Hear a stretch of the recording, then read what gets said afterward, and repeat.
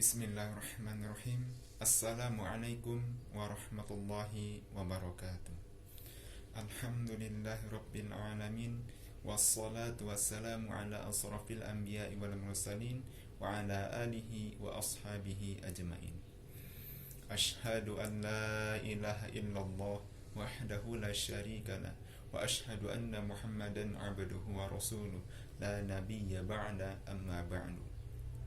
Yang pertama, marilah kita ucapkan puji berserta syukur kita kepada kehadirat Allah Subhanahu wa taala yang telah memberikan kita rahmat, nikmat beserta karunia-Nya kepada kita, sehingga Allah mudahkan kita untuk melaksanakan ibadah dan aktivitas pada setiap harinya.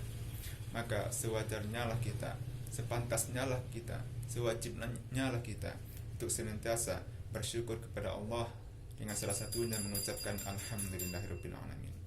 Allah Subhanahu wa taala berfirman dalam Quran surat Ibrahim ayat 7.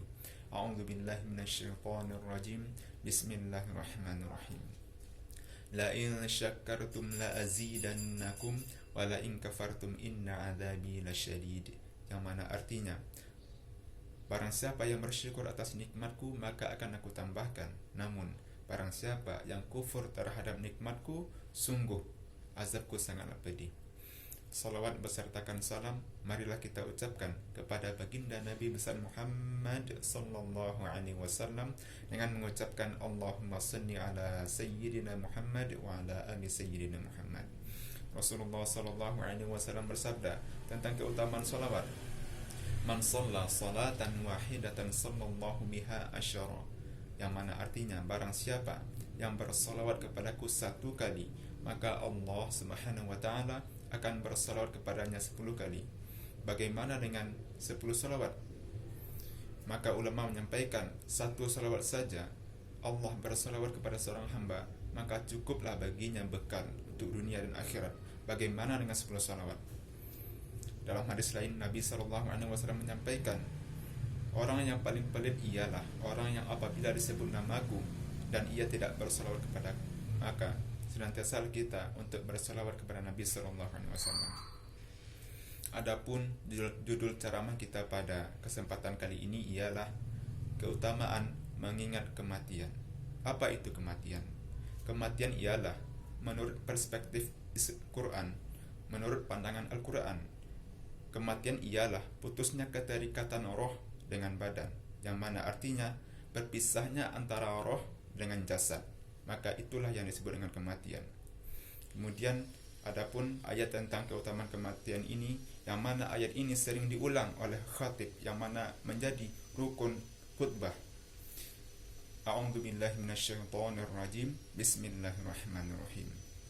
Ya ayyuhalladzina amanu taqullaha haqqa tuqatih. Ittaqullaha haqqa tuqatih wa la tamutunna illa wa antum muslimun. Artinya, wahai orang-orang yang beriman, bertakwalah kepada Allah dengan sebenar-benar takwa kepadanya, dan janganlah engkau mati kecuali dalam keadaan muslim, kecuali engkau beriman kepada Allah. Al-Quran surat Ali Imran ayat 102. Dalam ayat ini disampaikan, ditegaskan bahwasanya janganlah engkau mati kecuali dalam keadaan muslim, kecuali dalam keadaan beriman kepada Allah, senantiasa mengakui kenabian Nabi Muhammad SAW, yang mana Nabi menyampaikan risalah yang benar dari Allah Subhanahu wa taala. Yang barang siapa yang beriman kepada Allah, beriman kepada Rasul, senantiasa membenarkan apa yang disampaikan oleh Rasul, dan ia taat kepada Allah, ingat senantiasa kematian, maka insya-Allah ia berada dalam keselamatan. Kemudian dalam ayat lain disampaikan, A'udzubillahi minasyaitonir rajim. Bismillahirrahmanirrahim. Kullu nafsin dha'iqatul maut, thumma ilaina turja'un. Yang mana artinya, setiap yang bernyawa akan merasakan kematian dan hanya kepada kami kamu dikembalikan. Al-Quran surah Al-Ankabut ayat 57. Ibnu Katsir, seorang ulama besar, dalam tafsirnya menyampaikan, kematian dimanapun kalian berada, maut pasti akan mendapati kalian. Maka jadilah orang yang selalu berada dalam ketaatan kepada Allah Subhanahu wa taala. Dalam ayat ini disampaikan, kullu nafsin dha'iqatul maut, sungguhnya seseorang itu akan pasti merasakan kematian. Maka janganlah ada yang berpikir bahwasanya ada orang yang hidup kekal selamanya, abadi di dunia ini. Karena pada hakikatnya dunia ini hanya sementara. Karena sifat dunia ini adalah fana. Maka kita sebagai umat Islam, kita yang mengaku beriman kepada Allah, senantiasalah mengingat kematian, agar kita senantiasa beribadah taat kepada Allah, mempersiapkan amal kita, amal-amal soleh untuk bekal menuju akhirat kelak, menuju Allah Subhanahu wa taala.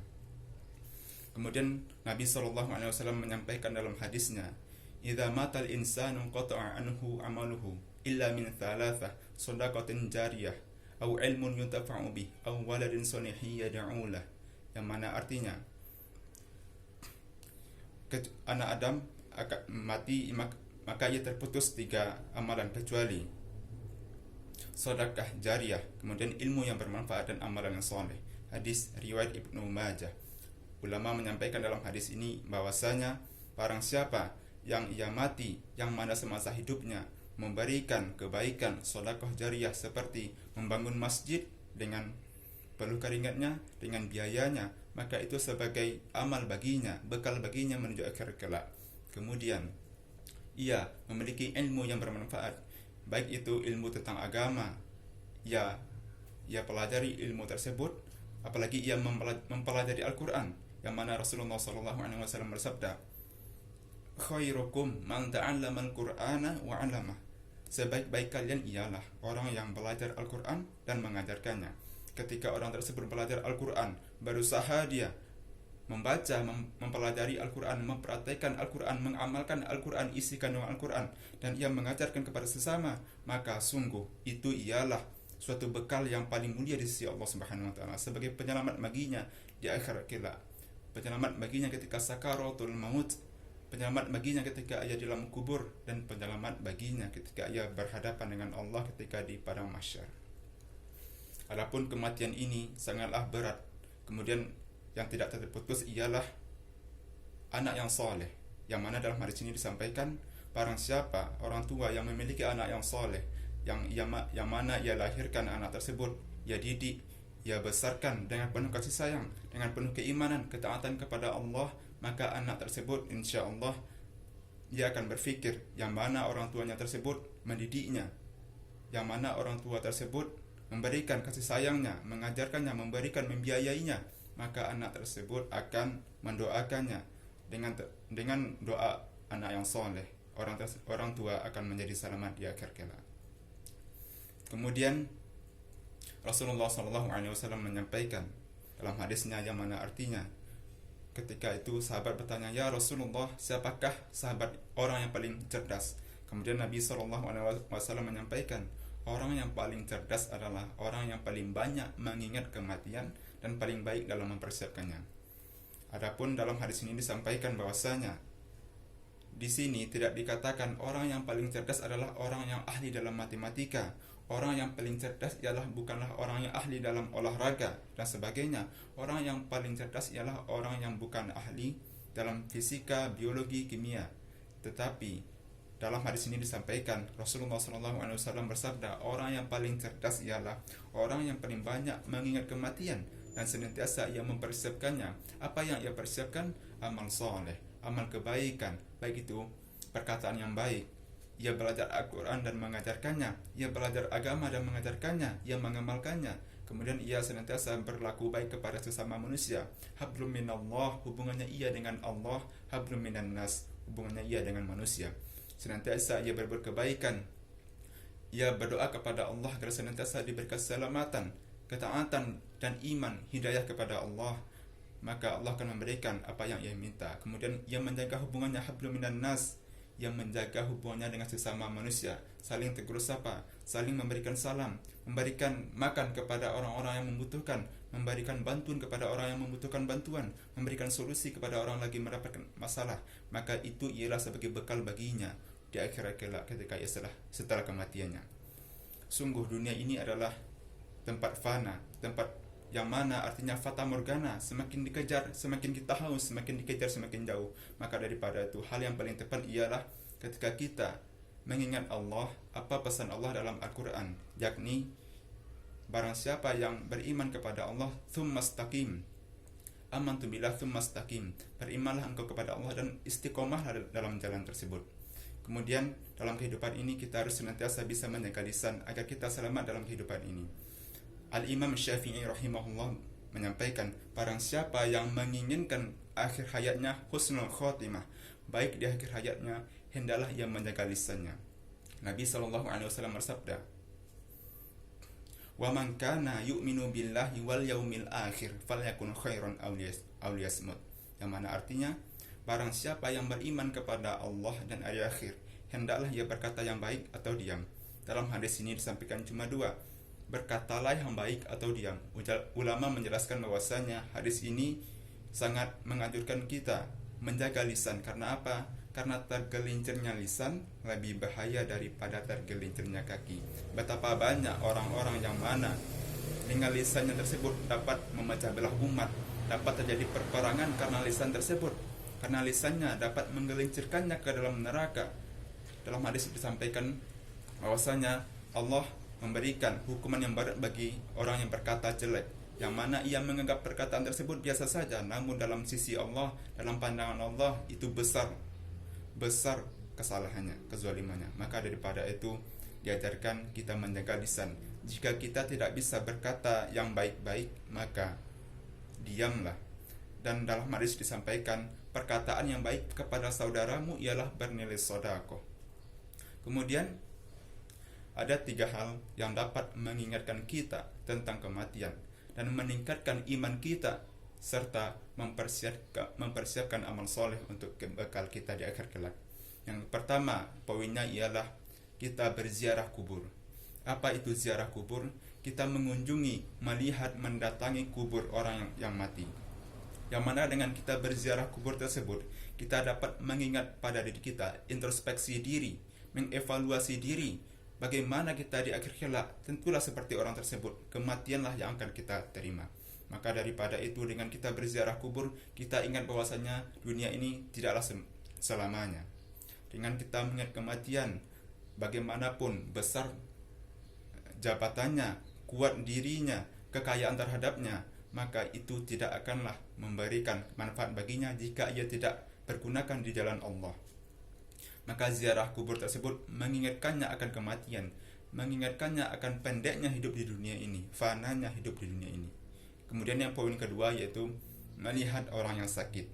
Ketika ada saudara kita yang sedang sakit, maka kita dianjurkan untuk mengunjunginya, kita dianjurkan untuk melihatnya, kita menghiburnya, memberikan bantuan kepada orang sakit. Yang mana dengan kita melihat orang sakit tersebut, kita paham bahwasanya kita tidak selamanya kita sehat, tidak selamanya kita tangguh dan kuat dalam menjalani aktivitas dalam kehidupan ini. Ada kalanya kita sakit, ada kalanya kita sehat, ada kalanya kita mendapatkan musibah dan hal-hal yang sebagainya. Maka daripada itu, ketika kita melihat orang yang sakit, kita dapat merasakan dalam diri kita bahwasanya hidup ini hanya untuk beribadah kepada Allah.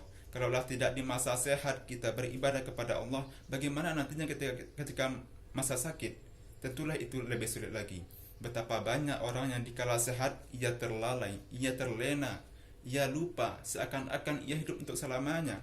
Ia lupa beribadah kepada Allah, ia lupa apa yang diperintahkan oleh Allah Subhanahu wa taala. Bahkan orang yang sehat sekalipun ia lalai untuk membaca Al-Qur'an saja ia lupa. Membaca Al-Qur'an 1 ayat saja dalam sehari ia lupa. Maka daripada itu, dengan kita menziarahi ataupun melihat orang yang sakit dapat mengingatkan kita bahwasanya sehat itu tidak selamanya. Maka semasa sehat ini, selagi kita kuat ini, bugar ini, baik itu nikmat iman dan nikmat Islam yang Allah berikan kepada kita, manfaatkanlah nikmat sehat ini, yaitu dengan senantiasa beribadah kepada Allah, senantiasa salat berjamaah ke masjid, senantiasa menjalin hubungan silaturahim, senantiasa bersedekah, senantiasa memberikan kebutuhan bagi orang yang membutuhkan, senantiasa memberikan pertolongan kepada orang yang membutuhkan pertolongan. Rasulullah SAW menyampaikan, seseorang itu ditolong selama ia menolong saudaranya. Maka daripada itu, saling tolong menolonglah kita dalam kebaikan dan saling membantulah kita dalam ketaatan kepada Allah Subhanahu wa taala.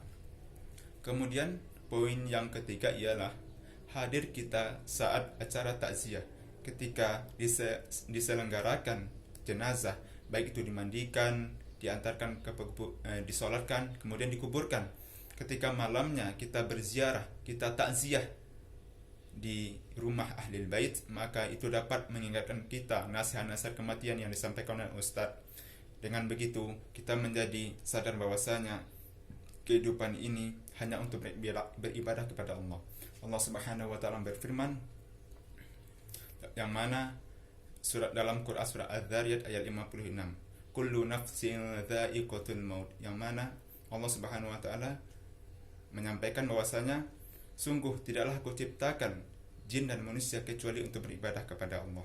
Maka tugas kita, tujuan utama Allah menciptakan manusia ialah untuk beribadah, senantiasa beribadah kepada Allah, mengabdi kepada Allah, taat dan patuh atas perintah Allah Subhanahu wa taala. Barang siapa yang taat dan patuh perintah Allah, insyaallah Allah akan memberikan kita jalan keluar atas permasalahan kita. Yaitu dengan begitu kita akan ingat akan kematian dan bersegera bertobat kepada Allah Subhanahu wa taala, dan kita akan selalu serius dalam ketaatan.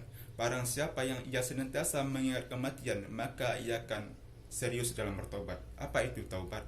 Taubat artinya ialah kembali kepada Allah, kembali kepada jalan Allah, kembali kepada ingatan dan syariat Allah. Apa yang Allah perintahkan, bahwasanya setiap manusia pasti akan merasakan kematian. Maka hidup yang sesungguhnya ialah hidup setelah kita mati. Dengan begitu kita akan merasakan apa yang kita peroleh, apa yang kita tanam, apa yang kita usahakan ketika di dunia. Maka kesempatan kita lah selagi hidup ini, selagi sehari ini, untuk melaksanakan ibadah kepada Allah, berbuat kebaikan. Maka dengan begitu Allah akan memberikan pahala kebahagiaan di akhirat kelak. Amin ya rabbal alamin. Adapun dengan mengingat kematian tersebut, kita dianjurkan untuk senantiasa meningkatkan keimanan dan ketakwaan kepada Allah. Ulama menyampaikan, orang yang mengingat kematian bisa menjadi obat untuknya terhadap banyak angan-angannya. Tidak bisa dipungkiri, tidak dapat kita pungkiri bahwasanya banyak orang yang berangan-angan ingin ia hidup selamanya, seakan-akan ia tidak akan mati. Ia bekerja seakan-akan hidup untuk 1000 tahun. Tetapi ia lupa bahwasanya seakan-akan maut mendatanginya. Apa itu ajal? Ajal ialah limit waktu kita hidup di dunia ini. Maka pergunakan waktu itu, pergunakan umur kita sebaik-baiknya. Sungguh kematian ini tidak mengenal waktu dan tempat. Walaupun kita berada di benteng yang paling kokoh, jikalaulah Allah perintahkan malaikat maut, ketika detik itu kita meninggal, maka tidak ada yang dapat menolaknya. Dalam Al-Quran disampaikan bahwasanya kematian itu tidak dapat ditolak 1 detik ataupun dimundurkan 1 detik dan dimajukan 1 detik. Ya pas waktunya. Dengan demikian kita senantiasa mengingat kematian, kita mempersiapkan bekal amal soleh untuk bekal kita menuju Allah Subhanahu wa taala. Dengan begitu itu menjadi pemberat amal kebaikan kita di akhir kelak. Dan Rasulullah SAW menyampaikan bahwasanya untuk memperbarui iman dan senantiasa mengingat kematian, maka ucapkanlah sering-seringlah kita mengucapkan kalimat yang paling utama, yakni La ilaha illallah. Rasulullah menyampaikan, tajdidul iman, perbaharuilah iman kalian. Kemudian para sahabat bertanya, ya Rasulullah, bagaimana cara kita memperbarui iman? Yakni ucapkanlah kalimat La ilaha illallah. Dengan penuh hati yang ikhlas dan tulus kepada Allah, kita mengucapkan kalimat La ilaha illallah. Semoga Allah memperbarui iman kita, menjadikan kita hamba yang taat kepada Allah, senantiasa mengingat kematian dan mempersiapkan bekal terhadapnya. Adapun sakitnya kematian tersebut, sakaratul maut, disebut sakaratul maut yakni kita berada di kondisi yang sangat-sangat berat, maka disebutlah sakaratul maut. Dalam hadis disampaikan banyak riwayat terhadap sakitnya sakaratul maut tersebut. Yang pertama, sakitnya sakaratul maut tersebut bagaikan 300 kali batukan pedang di tempat yang sama. Betapa sakitnya hal tersebut. Kemudian, sakitnya sakaratul maut tersebut bagaikan kambing yang dikuliti hidup-hidup. Alangkah pedihnya rasa tersebut ketika kambing ataupun manusia itu hidup dikuliti hidup-hidup. Ya Allah, sungguh sakitnya rasa tersebut. Kemudian bagaikan kawat yang berduri dimasukkan ke dalam perut kita, kemudian direnggut, ditarik dengan sekeras-kerasnya. Alhasil maka tertariklah semua apa yang ada dalam perut kita. Maka daripada itu, kita sebagai hamba yang beriman kepada Allah, ingatlah kematian, bahwasanya kita akan mati, kita akan pulang tempat kita bukanlah di dunia ini. Kita hanyalah perantau di dunia ini. Adapun Allah perintahkan kita ke dunia ini sebagai khalifah, sebagai tempat kita beramal saleh, sebagai pemimpin bagi makhluk lain. Dan Allah mengatakan bahwasanya tidaklah aku ciptakan manusia kecuali untuk beribadah kepadaku. Dan Allah ciptakan manusia itu sempurna makhluk, sebaik-baiknya makhluk. Agar apa? Agar ia dapat berfikir untuk menjadi lebih baik ke depannya. Mungkin itu yang dapat disampaikan perkara pentingnya mengingat kematian, yakni kita harus senantiasa ingat mengevaluasi diri, introspeksi diri kita terhadap apa yang kita lakukan selama ini. Dengan begitu kita akan menjadi lebih baik ke depannya. Mungkin itu yang dapat kami sampaikan. Jika ada kesalahan mohon dimaafkan. Marilah kita akhiri dengan hamdalah, alhamdulillahirabbil alamin. Disempurnakan dengan doa kafaratul majlis. Subhanakallahumma wa bihamdika asyhadu an la ilaha illa anta astaghfiruka wa atubu ilaik. Assalamualaikum warahmatullahi wabarakatuh.